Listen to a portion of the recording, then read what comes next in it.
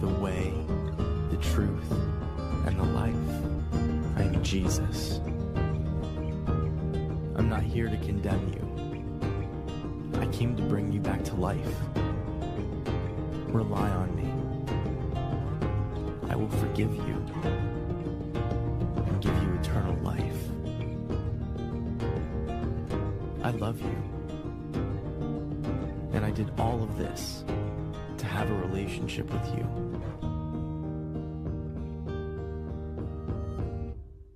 Will you follow me?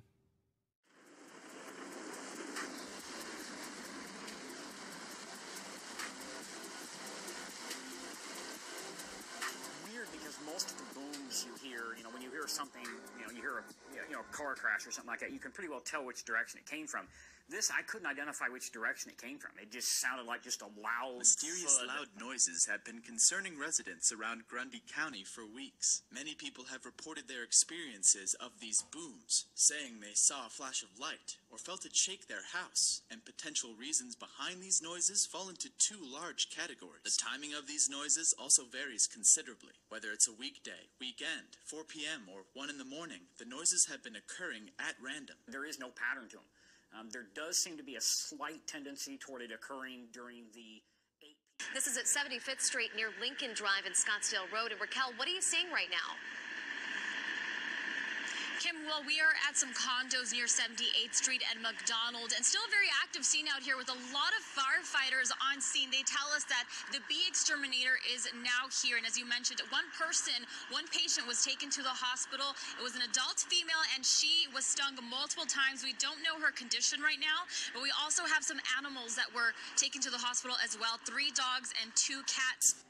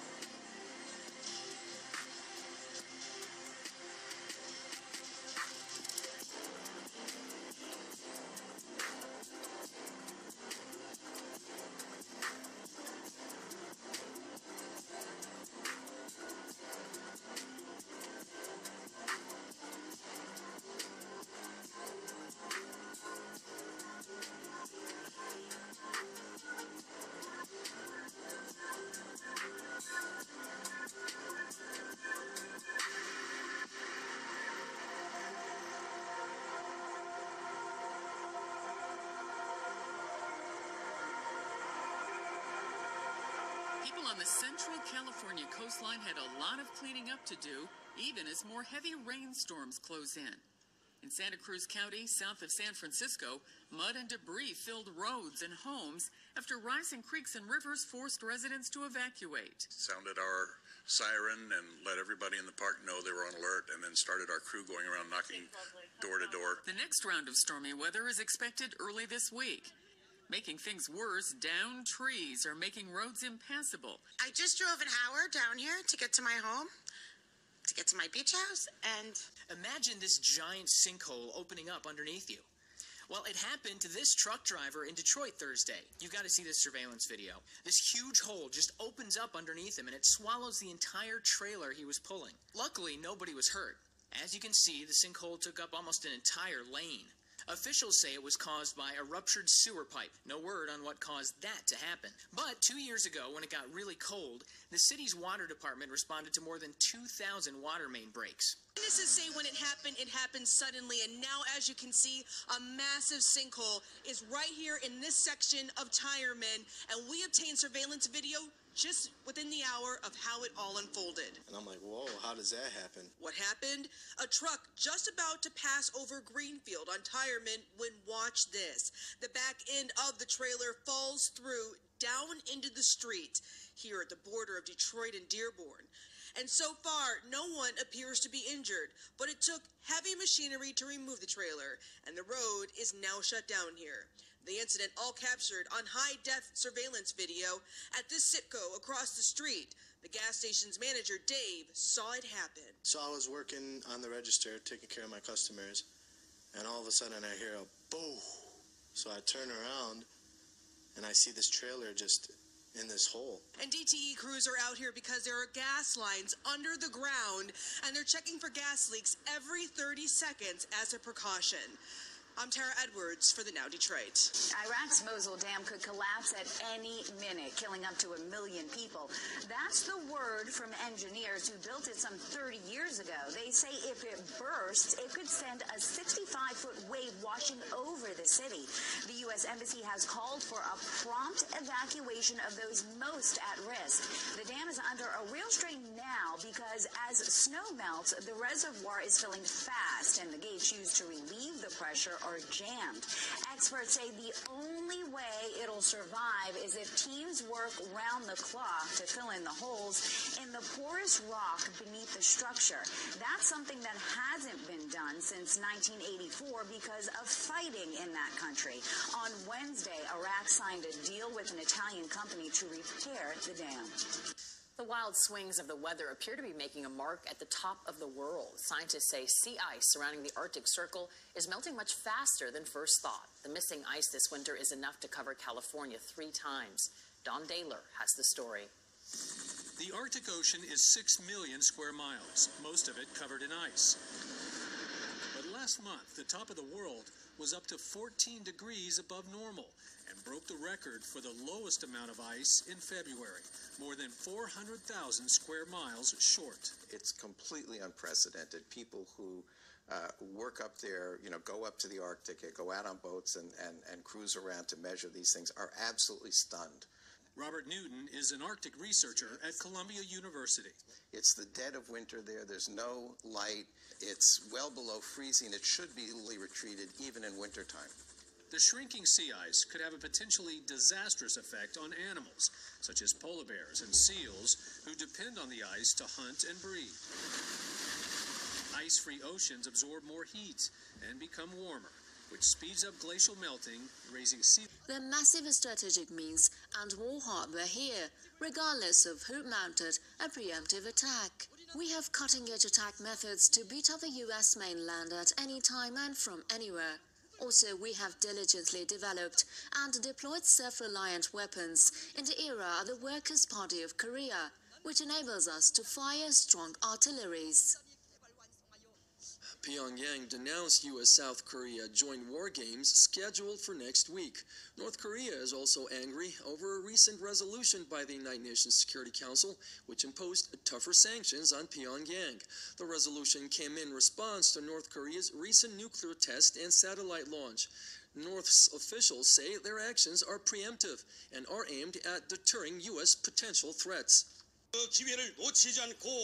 The DPRK army and its people would not miss out on any opportunity to realize the greatest desire of the Korean nation. It will be through the sacred war of justice for reunification in response to any attack by the U.S. and South Korean forces. And as we mentioned earlier, South Korean and the U.S. troops have begun their large-scale military exercises. They started today in an annual test of their defence against the DPRK. The latest UN sanctions imposed on Pyongyang are in place as a result of its nuclear test and satellite launch.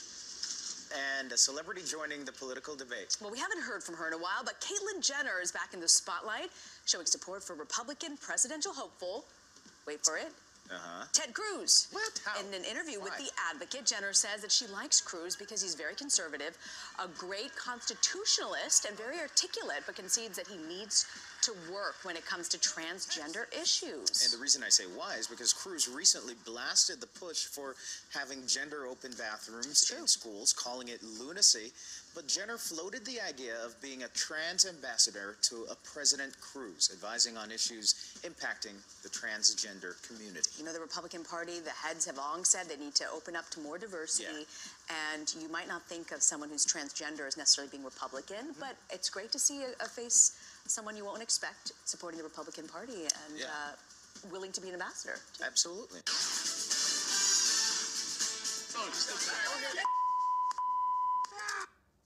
Four-letter words and a lot of screaming as Trump supporters and protesters clash over a sign reading "Dump Trump." Dozens of demonstrators gathering outside the Orlando arena where Donald Trump was addressing thousands. 4 New Corner Stephanie Tinoco right in the middle of today's action. Earlier in the newscast, she shows you what Trump and his fans have to say. Now she's got the message of a small but very vocal anti-Trump crowd that showed up to crash the party. Donald Trump is known to toss out protesters from his rallies. Get out of here. Get out. Out. And today's was no exception. Go home. You're lucky. And it didn't just happen once or twice. More than a dozen times, police escorted protesters out of the arena. At one point, the famous dealmaker found himself negotiating with his critics just to get the interruptions to stop. And they have passed it on to bureaucracies who basically write their rules, treat them as law, and now have a militarized army to go out and enforce their laws. Okay? That's not only taxation, the fines that they impose on people. It's not only taxation without representation, it is legislation without representation. But he goes on and says, how is it that we have a president who will not enforce some laws and who encourages faceless, nameless bureaucrats to manage public lands as if the millions of acres were owned by the agencies such as the Bureau of Land Management and the Department of Energy? In Nevada, the lack of enforcement of immigration laws and the draconian rule of the BLM, this is Donald Trump saying this, are damaging the economy, lowering the standard of living, and inhibiting natural economic growth.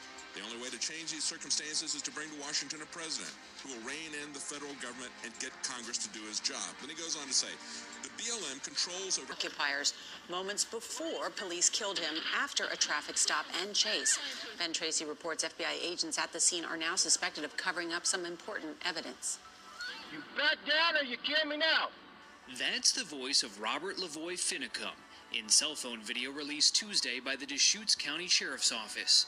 Law enforcement synced the video shot from inside the truck Finicum was driving with helicopter aerials, both agents. You can go ahead and shoot me. Put the laser right there, put the bullet through the head. Police say Finicum sped off, surpassing 70 miles per hour before reaching a roadblock. Investigators are looking into why the FBI team failed to report firing 2 shots that missed Finicum as he exited his vehicle.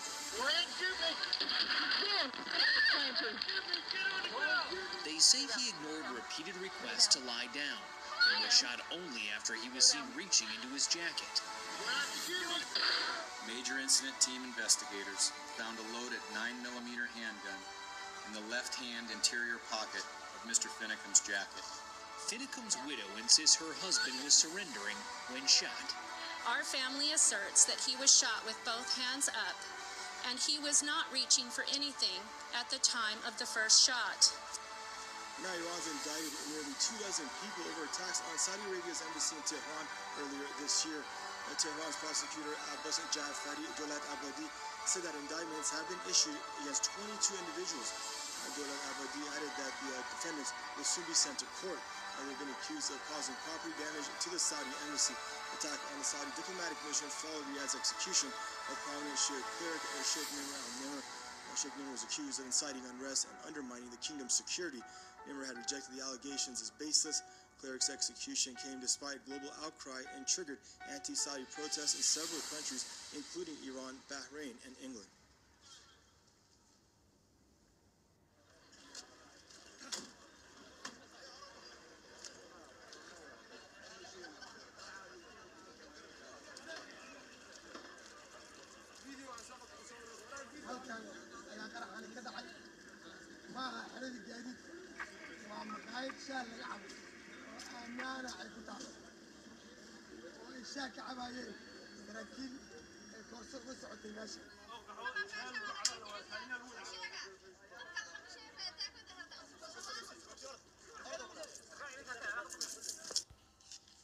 The Iraqi army makes fresh gains against, in its operations against terrorists. Government forces have taken control of the Asra village in the